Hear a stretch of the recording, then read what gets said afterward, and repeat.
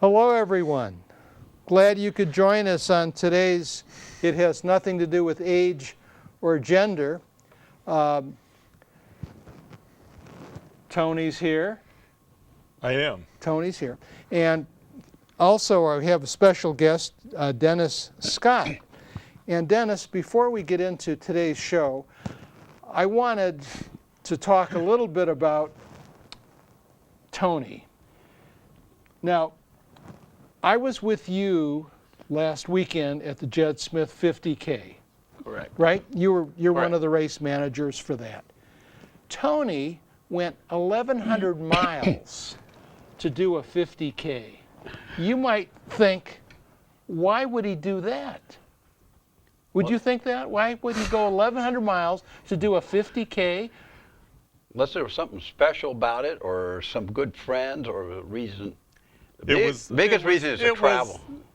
Much prettier. Well, there is something special. Tony's shirt. Well, this is... Tony, tell us a little bit about the shirt. Well, first, the run was on Orcas Island. We got a close-up of your shirt. It was in Orcas Island, Washington. And extremely tough 50K. Tell us a little bit where that is. That's in the Puget Sound area of Washington, off coast of Washington.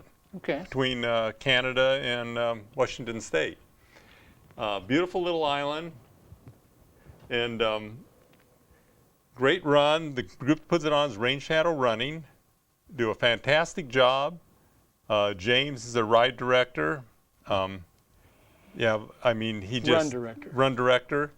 They just do, I mean, perfectly marked trail. Afterwards, all the food you want to eat. Tell Dennis a little bit about the food. I mean, they were making, I mean, the run director and the band, we had a full-time band there the whole time too. So the run director and the lead guitars are baking pizzas all night long for everybody, making homemade pies, all the beer you wanted to drink. The band played till midnight. And then the award are these shirts. And what he does, he goes to thrift stores, Goodwill, and just picks anything he can find and puts their logo on the back.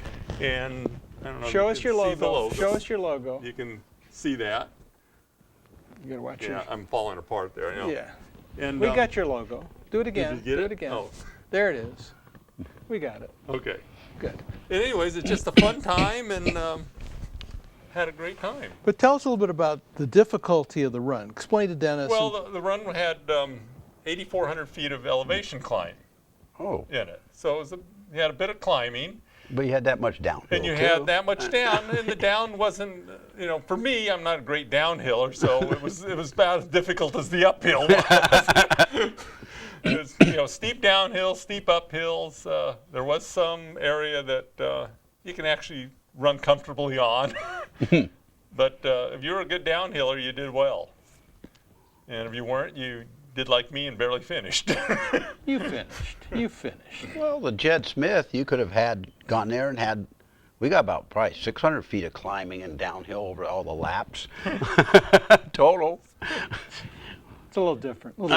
So Frank did have a contest. He was determined to beat me.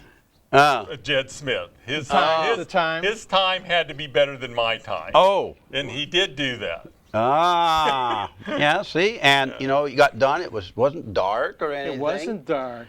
Yes, And did you have 3 kegs of beer and pizza No, we went to eat afterwards? We're thinking of beer next year, though. Oh, I'll see what the park, I can get the park permit. Generally, Tony's with me during the run for lots of the run. And Chris Turney ran 4 of the loops this year with me. Yeah. 2 at the beginning and two at the end.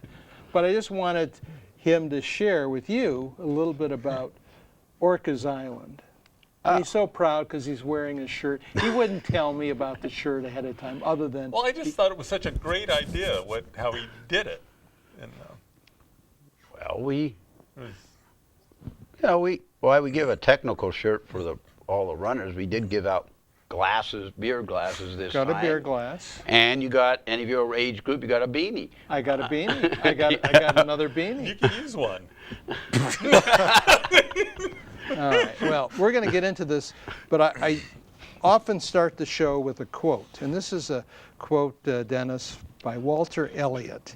And let's see if this applies to you and Tony.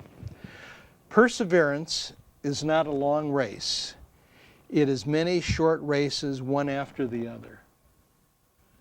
Does that apply to you, or does that not apply to you? Well, actually, there is, on a very long race, that would probably apply a lot like in western states, in the sense that if you stand there at the start and thinking about 100 miles, you probably aren't going to, it's probably way out of perspective. It's not what you would think you're going to do.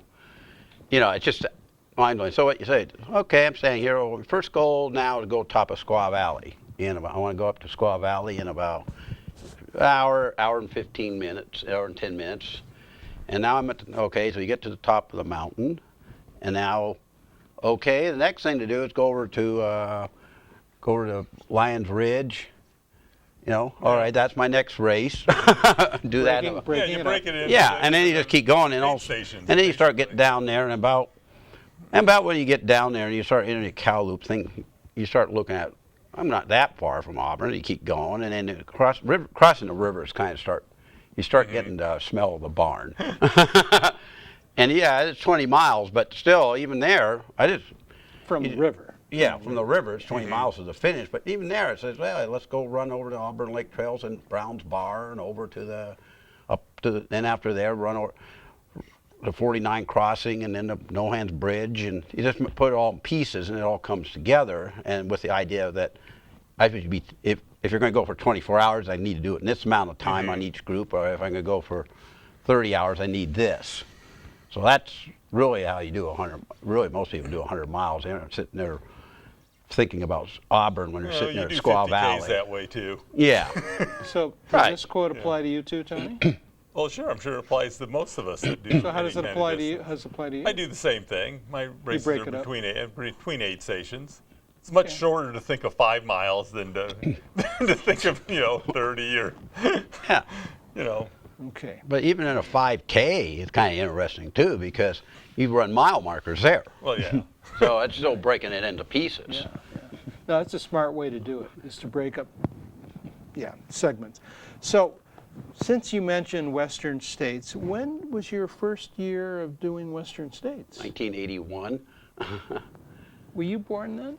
Yeah, I think so. You were born in Yeah, 81? I believe it was. Yeah. Okay.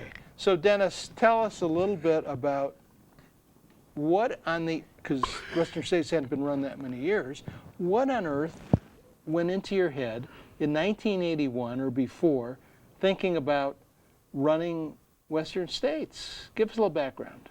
Well, it probably had to do a little bit of stimulus from Herb Tanimoto. He decides he was going to do it, so I went out there and crewed it for him Before? in 1980. Okay. And said, gee, if he can do that, I can do that. And I'd just done my first or second marathon. It was just another challenge. And I have a real background, too. In high school, I was always a better cross-country runner than a track runner. So the idea of running in the woods and the trail was always So there, you ran too. in school. Right. So, so the idea of doing cross-country I always liked cross-country better than track. So here's a big cross-country race, but then have a friend that says they do it. Well, your good close friend is going to do it. I got to try it. So you've known Herb for a long time then? Yeah, I met him actually in the photo club down in Sacramento, Sierra Camera Club. Oh. And it's still going now, too. What year was that? That was 70, I think he came there in 77. Okay. 76 maybe. So Herb ran it first time in 80? Yeah. And then you crewed for him then, and then you ran it in 81. Right. Thinking that, well, if he did it, I can do it? Yeah, that kind of thing. So, Herb is... And the adventure of it. But Herb is shorter than you. Well. Okay. Were you running with Herb prior to that? Yeah.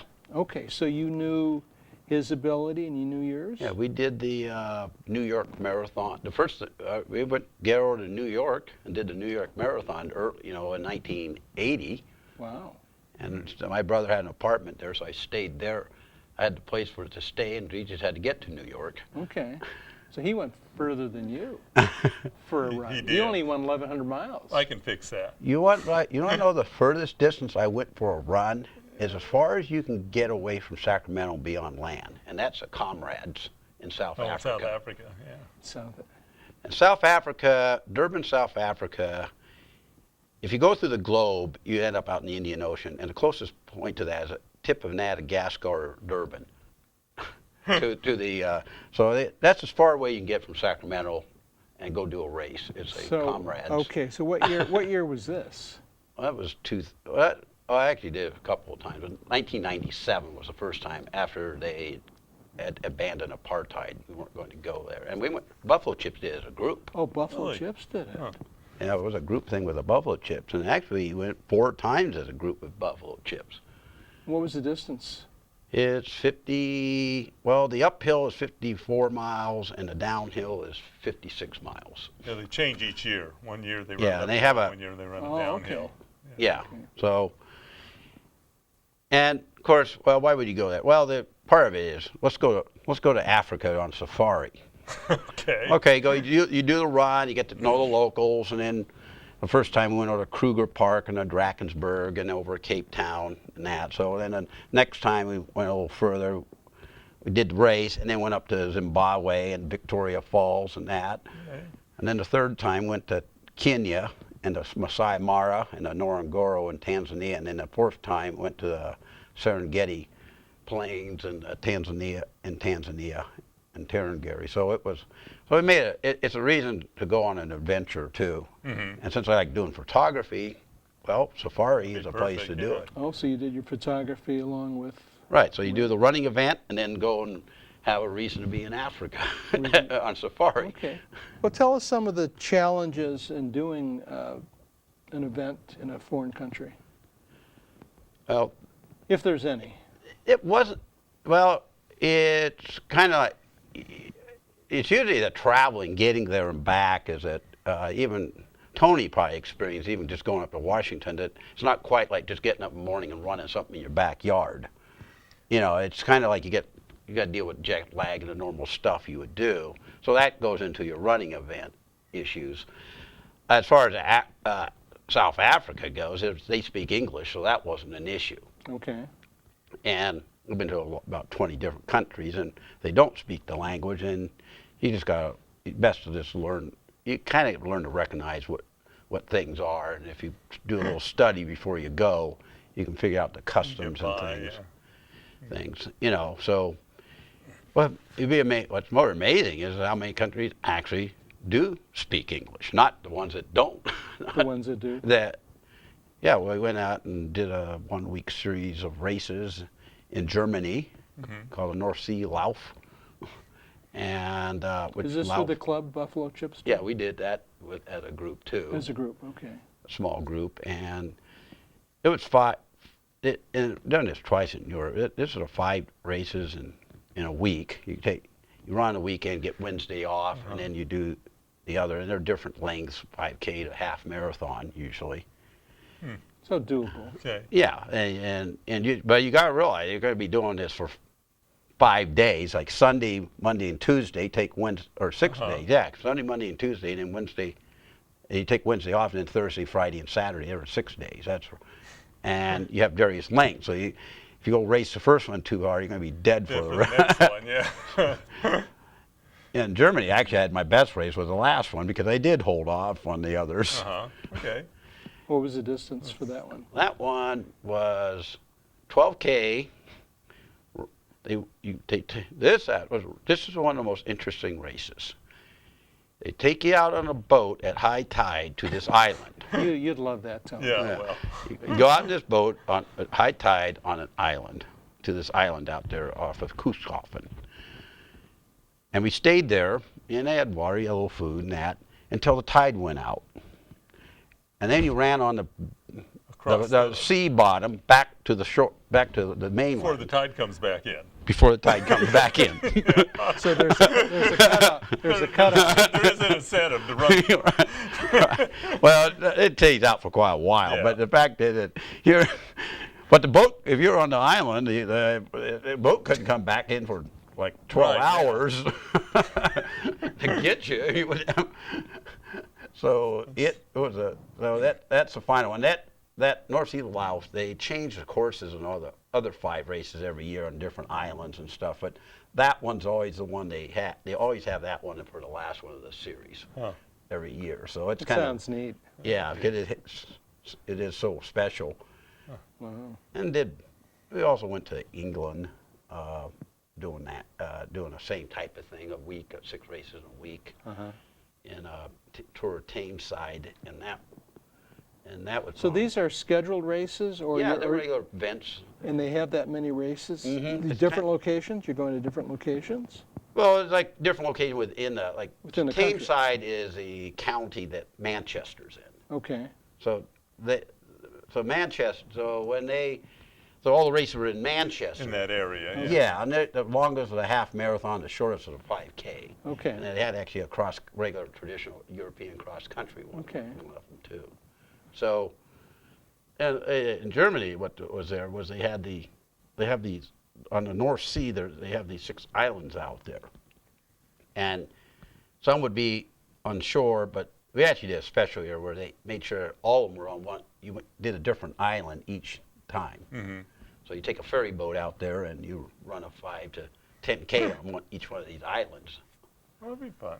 So it was kind of interesting. And then, of course, the advantage of doing these week thing, or even going to the races over just visiting a country, is that you actually spend some time with the locals. Mm-hmm. You're talking with the local runners, and especially when it's 6 days and you're seeing the same people you're racing against every day. And so you get to know Get somebody. to know 'em, yeah. So you kind of get a little bit of the local culture. Okay. Okay. So what do you do about your hydration and your food leading up to these races in Europe and all over the world and during the race? What Make sure you get enough fluid and eat decent. is that possible? Yeah. Okay. What about during the race? Because I know I think it was Julie. Wasn't it Julie that talked about? No, Megan talked about one of her races that it was difficult on the aid stations, the food. I can't remember. Anyway, so what's your experience? Well, the only one that became any issue much. Okay, in Europe, the water's fine. You don't need to worry about water in Europe. Okay. I mean, they in Africa there, they actually, because that's such a Comrades is a major international event, and it's a national event. And they televise the thing live. It's such an important event, like the Super Bowl here to them, the Comrades Marathon, a 50-mile run that's actually considered a national event, and lots of good prize money to win it, and considered made as important as the soccer finals. and Okay. things there. So what they do is they actually gave you bottled water, and then they also would give you on a sport drink. They give you these packs with that were sealed that you could take there. So they kind of made sure you could do. Otherwise, take also too is also good to. Especially is a little shorter and that's a little far. But if you're having qualms, and take a fanny pack, just like we do on the ultras here, and that. A lot of countries when I travel, I'll throw in a water filter in my suitcase. So if there's anything sketchy about the tap water, You'll run it. I have that with me. And actually in Bhutan, which I didn't go there for running, it was a photographic expedition. I still took that with me because the tap water is considered sketchy there. So, Sketchy. Sketchy, yeah. Well, it's not as bad. It is mountain stream water. It's not as bad as India. I would be a lot more worried about it. Have you run in India? No, but India has a lot of sanitation issues that was not present in Bhutan. Okay. Bhutan had that. It's just that it's just like here. You go up in the Sierras, you got pure mountain streams and stuff, but you could possibly get giardia. Right. Even though, and that's what you have to. That's the way it is in Bhutan. If it wasn't for the giardia here, you could drink out of our Sierra streams. Yeah, I used to. Yeah, we used to until the giardia got in. The bears spread it all over. I remember doing that in Western states where you could use those certain I was spots. always drinking out of them when I first started. Were you? Yeah. Yeah. I mean, Yeah. the That's why you lost your hair. Must have been. Dennis said you were running too fast, but I think Yeah. it's So, the water. so do they have any of those multi-day races here? I've never. That's just not, they don't have here, and it could be an interesting thing to do here. Mm-hmm. It's really, because they're kind of fun, and it's a little bit of strategy involved at more than just pouting out Oh, yeah. 5K and going. So it has a little bit of a combination of how to pace yourself, like in the ultras, or a marathon even, or and above, but you still have to know how to do the short races. Okay. Because you got to be able to run a 5K decent to do well in it. But you can't run that 5K where you're going down, let's say, next day you're doing a 10K that you totally wore yourself out. Is it your total time for all the races? Oh, yeah. That's how they do it? Well, just they- add up your total. They do it two things. They have a daily event, Okay. and then they have the total event. Okay. So the ones that do all 6 or whatever, they have a total time, Mm-hmm. best time, and then but some people like they want to come there and just do the one race. Right. Locals mostly, and they'll come in and they'll run that one race, and so they'll have first, second, third for that race, and then you got at the end, of course, the more important would be a first, second, third Right, in the over- overall. Overall. And that could be interesting here. Have a tour of Auburn or Sacramento or something like that, and do that. So why hasn't Buffalo Chips considered doing something like that? Probably just a matter of some step up and doing the work. Doing the work. And it takes more Yeah. work. And I think it would take more work. It definitely takes more work than doing and costs and everything else than doing like the Jed Smith even. That one you just get it going in the morning, and once you got the permits and things, you start in the morning, you're done with it in the evening. You're over with. But this you got 6 days of dealing with it. And compiling that stuff daily. Yeah, yeah. Okay, so you started Western States in '81. How many Western States have you done? I started 9, finished 8. Finished 8, okay, okay. So, Got close to your 1,000 mile. yeah, but one of them was a kind of that, they gave us a little extra time, and that was one of those there, so they wouldn't count that towards it. And the other Okay. one had to do with the other, then I had I had 3 silvers and, really 3 silvers and Okay. 4 bronze and a black. So I got them all. Got them all. Yeah. Okay. Okay. So, all right, so you've been doing that. All right. So you've raced all over the world then, essentially. Yeah, or a lot of them. Yeah, so do you have any idea how many miles you've accumulated? Do you ever keep track of that? I never kept a log or something else, but I figure you were doing 2,000 miles a year for 20 years. You probably have about 40,000 miles. And a lot of, are averaging, for a bit longer than that. So, and I think most of you guys don't realize that. You probably have that. Yeah, yeah. Yeah, I never really kept track that much. Sometimes I do, then sometimes I don't. And It adds up. Yeah. it does. So, okay, I've actually been running 40 years. It averaged 1,000 miles a year. That would be 40,000 40,000 miles. miles, yeah. And that's not 1,000 miles in a year is not really unusual for a long distance runner. Okay. So you've been running 40 years. It's actually been like 50 years since my first race. 50 years? Yeah, freshman in high school, Okay. And what distance was that? 330 yards or Okay. 300 meters. 300 meters? Okay. So what got you thinking about running in high school? Oh, that was the only sport probably I could really do that was better. That was at a better level than a lot of the others, and you found that, of course, when you're in grade school and junior high. Gotta go run. Grew up in Lafayette, which has a terrain much like Auburn, hilly. So you're a Bay Area guy then? Yeah, Yeah, okay. and it was a hilly part of the Bay Area. It's a hilly, it's beautiful there. Yeah, Lafayette's Yeah, it's so pretty. so you as a kid, you're up and down the hills and doing this and Uh-huh. playing in the poison oak. So you started at high school, Yeah. and then you said you liked the cross country more than the track. Did you do track also? Well, what I did, I started with the track and thought, oh, you could sprint, but of course after you find out, you do a few races, you weren't that great. So I said, well, I'm going to go out cross country, get in shape. But then I ended up Like in on the second, third on the team. So this is probably more of what I should be doing. So that's where you learned. Yeah, and then after that, I went out for the 2 mile Okay. on the Okay. track. Okay. How'd you do there? It was okay. The cross country was, actually I could run a 2 mile cross country almost the same speed I could do the track. Okay. And so of course that puts you up in your peer group further, because I just had the obstacles of the trail didn't slow me down as much as it does other people. There's a lot like that. I mean, you'll see that a lot with the Western State front runners, like Tom Johnson.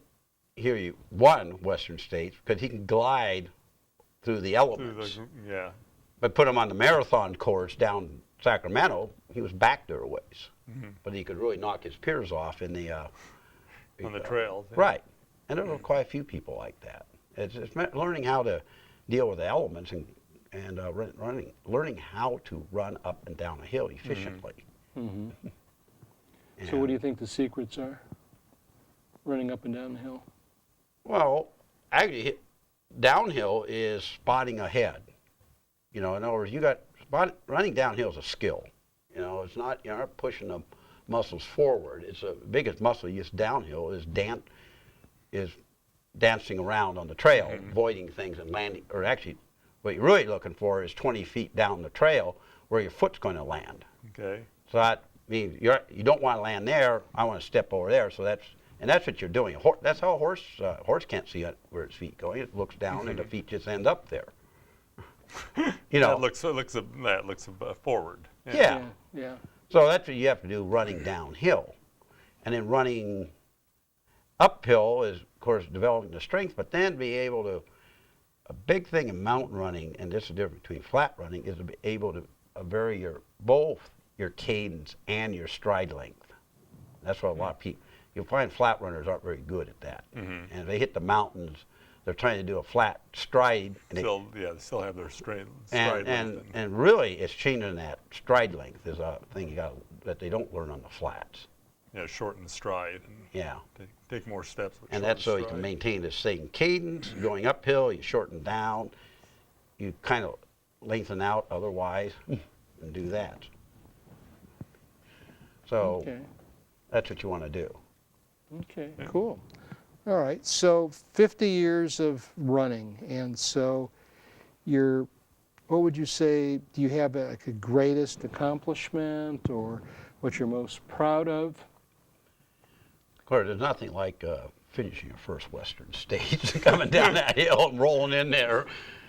But, I think just being able to last a long time. Lasting.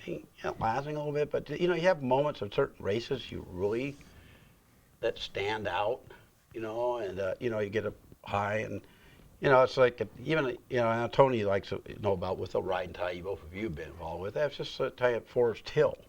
We did the ride and tie at Forest Hill. And it was 90 days, it had 102 up there. And it was hot. And my partner comes over and says, you know what, we're not going to canter this horse at all. Trot, and that's it.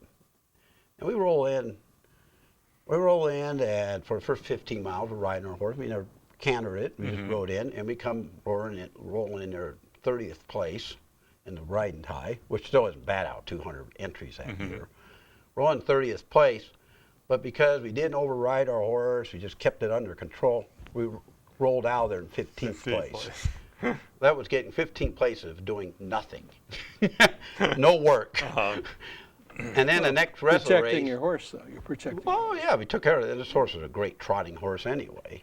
Who was your partner? It was George Putnam. Okay. I know George. And we were riding this horse fair that they had leased from Dave Poston. So anyway, went ahead and so next mileage from then on, going all the way in, we ended up 10th place in overall. We dropped 5 more of them that dropped out. Yeah. Yeah. And actually kind of interesting, the finish of that, I kind of knew about it. There was a person that could run about 2:30, about 2:40 marathoner. We got on Bath Road at the end, and I actually was able to catch him going up there because he was one of those flatlanders came up and didn't know how to close in and do that quick, very short, quick, rapid stride climbing up Bath Road going in there, which has a pretty good grade. It is. It is, yeah. So he would try to stride out and walk, stride out and walk, and of course we had kind of paced ourselves a little better. But we really finished that off. So when George came up with a horse and handed it to me, I took it on up, and I actually took it near the top, tied it to a limb on a pine bough, because she would stand there. We took off. I took off running in, and George comes up getting there, and that horse came in there, and that horse came around that corner, flying in there at a full dead gallop. And she was ready to run all the way to the trailers because there was hay up there. This horse was not beat. This horse was not beat up. So what was your when was your first ride and tie? When did that start? I think it was 85 or 6. It was with Dave Post. I had somebody call in and said, and they actually ended up canceling me after that. Said, started riding with Dave a little bit, and Rod Kinder and Herb Tanimoto. Okay. He was out there running and stuff, and we would all get together. And somebody called in that they wanted somebody for a partner to do a ride and tie. Had you been riding at this point? I've never ridden. This was the first time when that came up. Okay. But I went over. But Terry Haney was over there, right by Dave's place. So I went over and said, "Okay, I can learn how to ride. Go over and take horse lessons." So you're like Chris, the attorney. That's what he did. He ended Yeah. up over at Terry Hayes learning how to ride. Yeah. But I went out and actually took up to, you could do it probably in 5 or 10 lessons. But I actually went ahead and I just really wanted to learn how to use a horse in the arena and go out and that. So I took about 20 lessons. So really knew how to handle the horse from her, and that's it. And so now, you're very comfortable on the horse because that, you know what to do or what to do or not to do, and figure out who to ask when you get on somebody else's horse and the questions and adjust your riding for it. So yeah, but going to Terry was, she was a really good horse ride trainer. I think a lot of people got training from her. I think they did. and she also knew how to do endurance training. See, Okay. Beside doing arena, most trainers want to do are oriented to dressage and arena. Right. Okay. So in the mid-'80s, you started riding, and what was it about the ride and tie that was the appeal? Oh, I think I like things that have a ride and tie was something for different. It was kind of exciting, and you had a lot of strategy. I didn't being able to strategize besides just gut, blood, and guts. And I think that was a fun part of it. I think I kind of enjoyed the riding. When you get a horse in I like riding like a good extended trot rather than a canter, and get a good extended trot horse that's athletic, hitting, especially on windy single track. Yeah, it's fun. Yeah, the thrill ride. Okay. So it was a good fit for you. Yeah, and it took advantage of your cross-country running skills and everything, too. So how many ride and ties did you do? What, 20 of them maybe? So quite a number then. Yeah, a couple of nationals, and then we go out and do some others. 15, 20. So yeah, I got quite a few. Okay. So you've done lots of ride and tie miles. You've done lots of running miles. The other sport you want? What, Kayaking. okay. That was the other one. So let's hear about the kayaking then. Where'd that come in? I came in from work. I had a friend that one of the people at work says, "Come out to a pool and try out kayak." And it was 1974. So I went out kind of like that too. That was fun and adventurous, and I could do all right. I didn't get like super with it, but I got up to where I could do class 3 rivers. Okay, so you three did plus. rivers and stuff. Okay. And that, so I learned some white water. And of course, the other one is Eppies Great Race. Okay. And where it involved running, bicycling, and kayaking. And my worst sport is probably bicycle racing. But that's also the least important at Eppies. The most important is the kayak, which I can do that better than most of the the upper part with the kayaking, and then the running was decent too. So what I did in Eppies was to go out there. And run, get a place, just hang on to it through the bike. But you can draft, so you just find out you draft it, just get through it safely and not screw it, mess anything up. And then from there, if you need to take somebody to do it on the kayaking. And that you talk about a good race at one time. Was one of the Eppies when I got second place in my Ironman, the age group in the 50-year-old, and Okay. that happened. And I went from third or fourth to second on the kayak part. Really, in the kayak? Yeah. Huh. So what's the technique with the kayak? Actually, what's very interesting with kayak, well, whitewater's one whole thing. That's that's river reading. Mm-hmm. But the other one is flat water or racing style. Is that you do your body? It's a body motion and not a arm motion. You Right. shouldn't really. If you're in a kayak and you're tired, you shouldn't have sore arms. You should be sore in the shoulder, more in the shoulders, the lats, and that area. Okay. And that's where you get the power. So show us your. It's more of show us. a But it's turn from the, yeah. like this instead, like that. Uh-huh. Now, So is it- whitewater, you let the river do the work. You're just placing the boats Okay. in the current properly. Okay. Well, you might be interested in Tony's building a kayak. Oh, I am. yeah. Well, It's getting there. It's almost done. all right. Then we'll have to go out in it. Well, okay. I have a touring boat, and I also have my Uh-huh. racing boat. Okay. Well, it's not a racing boat, but it's Probably a touring boat is what Yeah. most people would build. Yeah. So you use, in the Eppies, use a racing kayak? Yeah. Yeah, you use a racing type. They're now, the racing ones now are surf skis. There used to be fiberglass kayaks in the early years. Uh-huh. That's changed a lot. So but of course you handle one of those, they're a little tippy, but then you get onto a boat that's, somebody think it's tippy and it's normal. It's like, it's no problem at all. So it teaches you. So I can use a little bit higher performance touring kayak because of that. Okay, so you've been kayaking a long time then, Oh yeah, the longest. right. Well, not quite. Running is my longest, then kayaking, and then I got on a horse. Okay, Well, okay. I was going to say, you have a streak going on here, too, that's coming up that you're going to Yeah. keep going. Well, the way to cool 50K, Yes. we'll see if we can get it done in time or not this year. Just, there's certain squeaks that have happened that make it very Uh-huh. difficult to get through more. But this is what, 24 Yeah, this year? yeah, we have 24th. Probably Okay. if I make it through this and the 25th, I probably will be it. So is that the most ever? That's all they've had. That's all Oh, they've had. so you've done- Yeah, you heard, I think Janet Pucci's another one that has, Is Dennis Zyloff. then is that, okay, there's 3. The last one standing is going to be Bill Finkbeiner. He's still going, he's got it going, too. Okay. Yeah, but he's younger and faster. Yeah. overall. At 10 or 15 years makes a big difference. Is he that much younger than you? At least 10. Yeah, he's younger than me, so. Is he younger than you? He's in his 50s still. Oh, okay. Yeah, he's like, I think earlier 50s.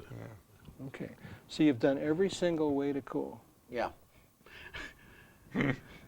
Okay. It's a nice long day hike now. Nice long Okay. nice long day. We call it a nice long catered day hike. Catered day. You get catered, you get food on the way. So what other records or, events that you've done, like way to cool? Okay, well, of course, I mentioned the overseas stuff. New York Marathon, the Boston Marathon. But numbers, like you've done 24 way to cools. Is there anything that comes close to? Eppies is probably 35 of them at least. You've done 35 Eppies? Of something. Okay. Done anything from paddling to the run part. I've never done the bike on a team. I've either ran on a team, but mostly it's always been kayaking on a team, or I do the Ironman. Ironman, okay. Okay. So, So Eppies is the longest you've done. yeah, Are you still doing Eppies? Yep, we'll be all ready to go this year. And if I don't get a team, I'll Ironman it. When is Okay. it? It's July 20th about. Yeah. You can do the kayak. Yeah. You can do the bike. Last 2 years have been third place in the 60s plus. Okay. Each team member was over 60. Uh-huh. I'll get my You sister. qualify. Sister can ride the bike. She could ride Yeah. the bike, yeah. She'd be good. She'd be good. I'm going to lose my bicycles. I need a good bicycle. I need a good over 60 bicyclist. You'd think there'd be a number of those around. I'll have to look. I haven't gone looking. Actually, I got one I might get. Uh-huh. So what's the distance on the kayak? 6.3 miles. It's That's downriver though. Is it? Yeah, it's probably like it's probably more equivalent doing like a 5 mile, 4.5, 5 mile lake paddle, Okay. you know. So, That's still a good distance. Yeah. yeah, it takes, Start paddling. it takes a little bit longer. It's probably the most time consuming in the race though. It is the most time The consuming. slowest. Right, yeah. so it becomes the most significant. Okay. And then the run, and then the bike is the least significant or the shortest. What's the bike distance? It's 12 and a half Yeah, miles. it's only 12 and a half, much is nothing on a bike. 20K. 20, and then the run is what? 5.8 Okay. or 8. So that's why you can actually make up some time with the kayak because it is a longer The longest? Mm-hmm. Yeah, okay. So you need, yeah, practice. practice.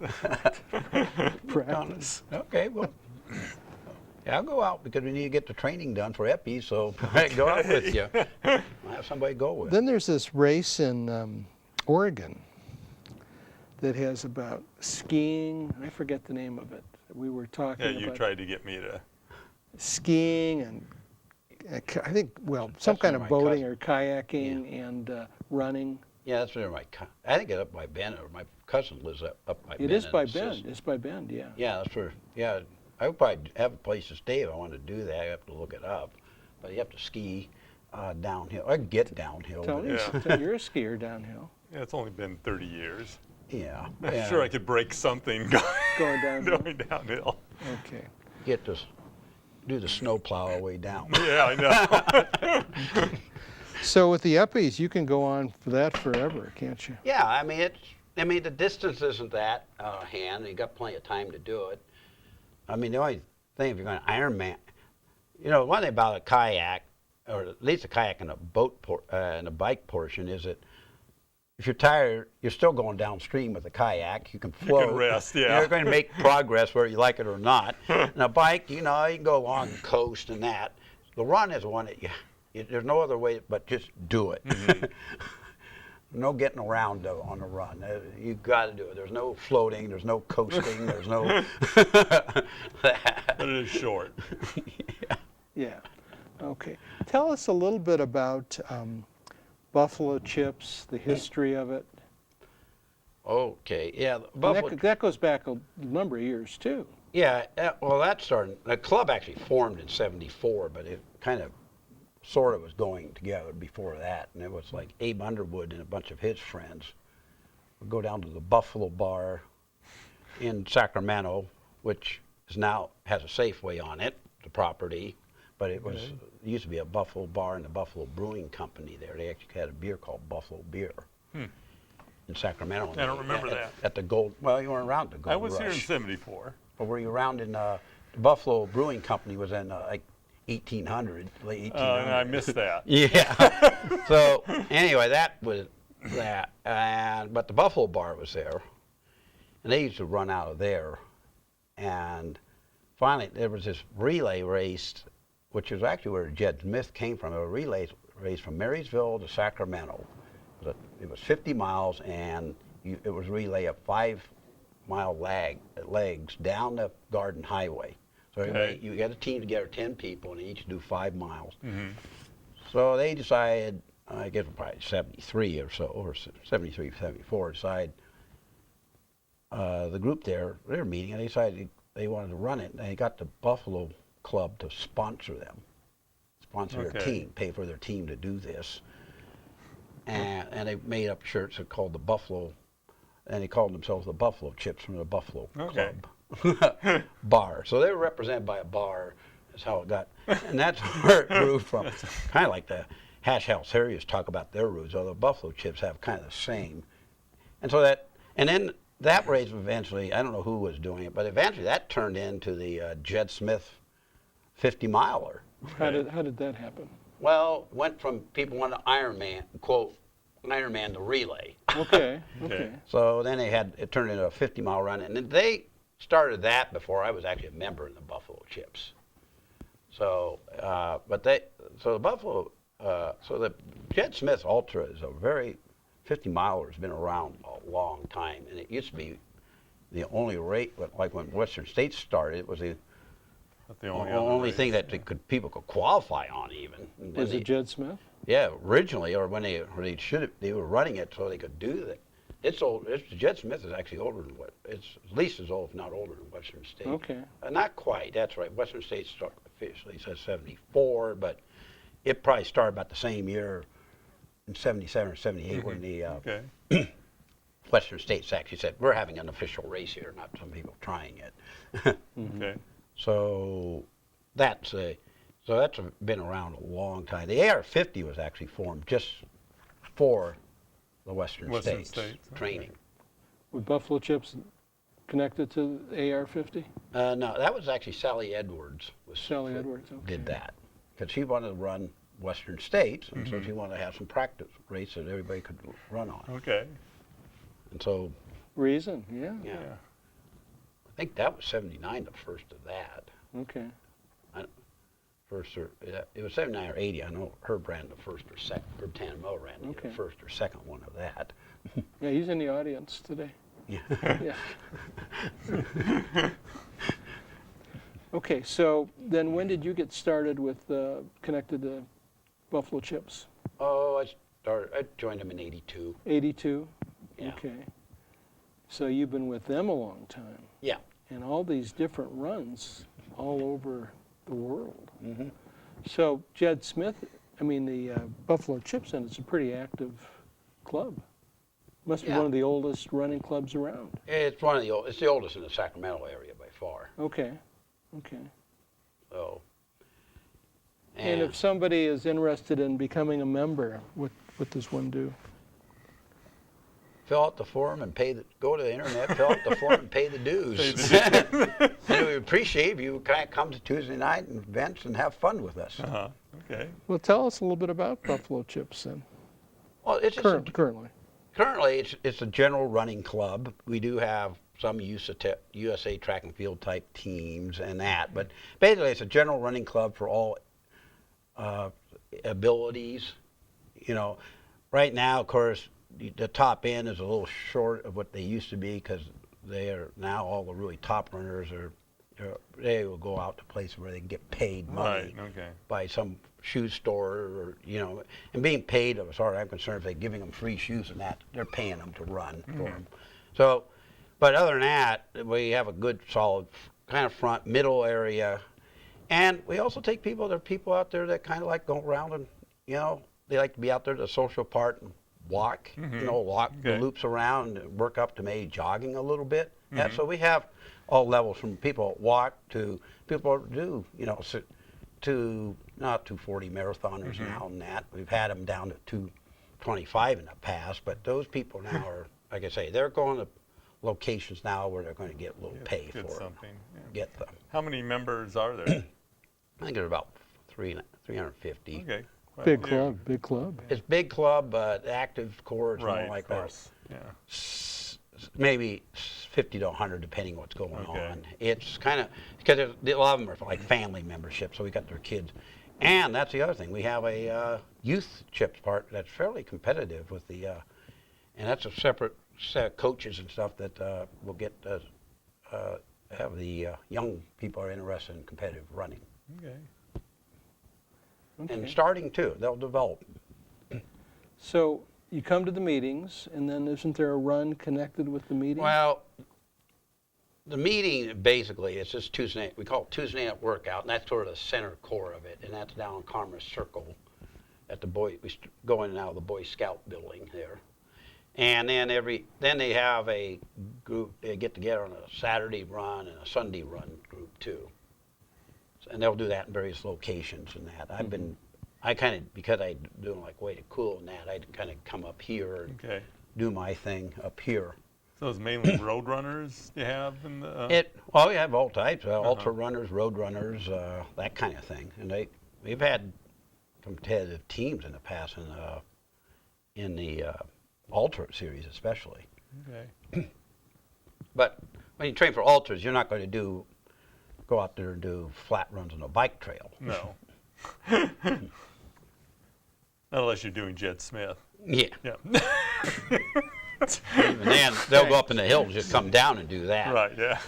By the way, though, it's kind of interesting. Another interesting fact with Jed Smith, it's one of there's only 2 in the West Coast, or I think even Western U.S., that have a certified 50-mile run. And that's us, Jed Smith, and Ruth Anderson in San Francisco. And all these, so they're the only 2 races that can be used for qualifying for world events and stuff that are in the ultra distance, because there's no place to get. Did you qualify? He might have in his age group. I don't know. Might have. Right. The thing Now is, you tell me. You didn't tell me this before. this is but the races. So if you need anything official, You'd have to go to and one. and age group records and stuff. We just had Rich Hanna set one, and that should, and of course has already had a validation ride by USA Track and Field, so it will go. Richard's age group record, and because we also had one in 2012. He just turned 50, didn't he? Yeah, no, he's 49 and 49. got the 45 to 49 He record. did. Wow. So he'll be Was back this there. Saturday? He Yeah. did that? What was his time? It was fast. It was fast. Fast. It was 3 something. I think somewhere 3:14 or so It was for fast. 50K, It was Okay. fast. and the record for that age was 3:16. Okay. So, yeah, that's the advantage of the Jed Smith is that, people say, oh, it's a little flat, it's a little this, that, but it's certified. Okay. It's- Certified. So, Certified. so it's good for records. Okay. All right. So, how did they get certified? There must be a story about that. Myself and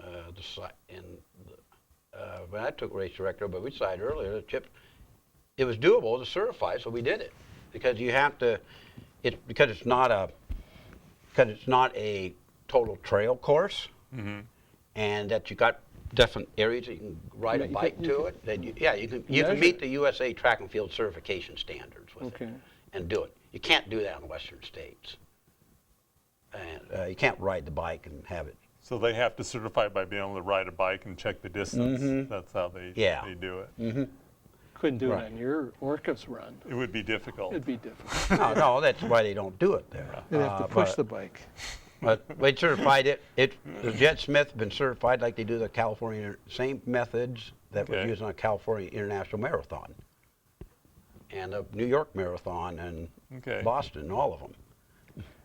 Now, we're running out of time. We really didn't get into your photography, let alone what you did in terms of college and your career. Let's talk a little bit about the photography. That started out as a hobby back when I was in grade school. Grade school. They have cameras back then? Yeah, I had Brownie. Yeah, And started with my Brownie Star Mite, and in high school, I worked with a camera store and got myself a 35 millimeter single lens reflex. And then, and in college, and then you take courses. But no, I've used a 4x5. Today, I, of course, use a digital stuff, good quality digital equipment. But I've also used, it's just been a big hobby, and I've actually, I've gotten last year, I got a couple of photos in the state fair. And that, I've gotten and done that several years in the past and exhibited work. And that in March, I'm going to be exhibiting. We have a group show from Bhutan at the Viewpoint Gallery in downtown, and I'll have 5 photos in there from Bhutan, and along with, it's a group show, so we have about 10 people putting 5 in each. So then that will be starting the second Saturday in March. And that's where at now? It's going to be. That's in down at the Viewpoint Gallery in Midtown Sacramento on J Street between 20th and 21st Street. Okay. Sounds interesting. Okay. So probably do a lot black and white landscape, and I'm doing a lot of band photography with the color too. So Okay. So you don't do people? people, musicians, You do musicians? a lot of that. Huh. And I've been doing that for a local. It's been my hobby for, So what makes you I was almost interested in doing bands? That started out with a group of a friend that worked one of his bands photographed at a show, and I went over there and did it. And turned out nice. Okay. And his band friend wanted it, and then that, and it spreads around, and he makes some friends, and that's kind of nice, and have some entertainment, and do a little work, do your hobby, and have entertainment, and make friends. Okay. Neat. Yeah. Good. Yeah. Okay. So what do you do in your spare time? I'm just kidding, Dennis. Yeah, run. So Dennis is a good example of it has nothing to do with age or gender. Perfect example of coming on the show, telling us about the long history of running, riding tie, and kayaking, and the photography. Yeah, otherwise, there's nothing to do. No. I knew a little bit about, Chris told me a little bit about the kayaking, but I didn't know any details of it. Oh, Is there anything that you'd like to share with the audience in the last 30 seconds or so? Because we're wrapping up. well, probably, you talk about age, yeah, just keep going. And if you keep having active things to do to stay young, don't worry about it. Stay healthy. That's the key. Good idea. Yeah. That's the key. And it will keep you healthy, too. If you keep, like they always say, keep moving.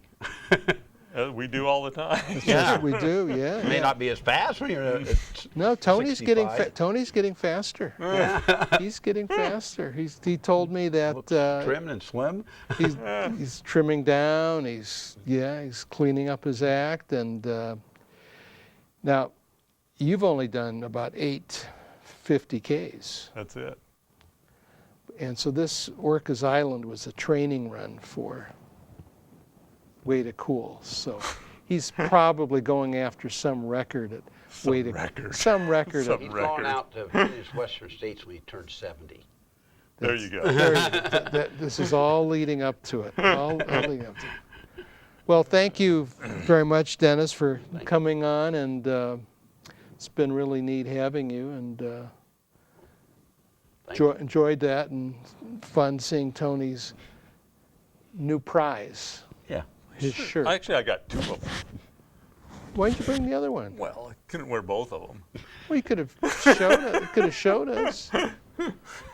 Well, thank you for joining us on It Has Nothing to Do with Age or Gender. And you'll enjoy next week's program as well. Thank you.